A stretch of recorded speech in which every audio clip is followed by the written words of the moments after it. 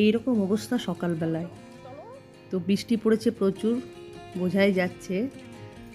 আকাশটাও এখনও মেঘলা আছে। তো মেয়েকে তো আজকে স্কুল যেতেই হবে, কারণ বারবার করে ম্যামরা মেসেজ দিয়েছে, ইনস্ট্রাকশন দিয়েছে যে 2 দিন যেন অ্যাবসেন্ট না হয়, কারণ ওদের স্পোর্টস হবে 2 দিন। তো জানি না এই ওয়েদারে কীভাবে স্পোর্টস হবে, তো দেখা যাক ক্যান্সেল হয় না হয়। যাই হোক, আমরা বেরিয়ে পড়েছি ওকে স্কুলের বাসে ছাড়ার জন্য। আমরা দুজনেই যাই, আমি আর ওর বাবা।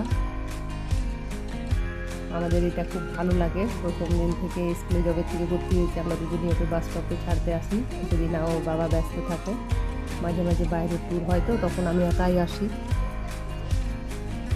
তো ও খুব এক্সাইটেড হয় স্কুল যাওয়ার জন্য, কোনোদিনও আমাকে কষ্ট পেতে হয়নি। একবারে এক কথায় সবসময় রাজি হয়ে যায় দিন থেকে। এই দেখো বাস চলে এসেছে, আর বৃষ্টিটা ভালোই হচ্ছে, বাসটা পুরো ভেজা, কাঁচগুলো একটু ঝাপসা হয়ে গেছে, ওই যে সামনে বসে পড়েছে।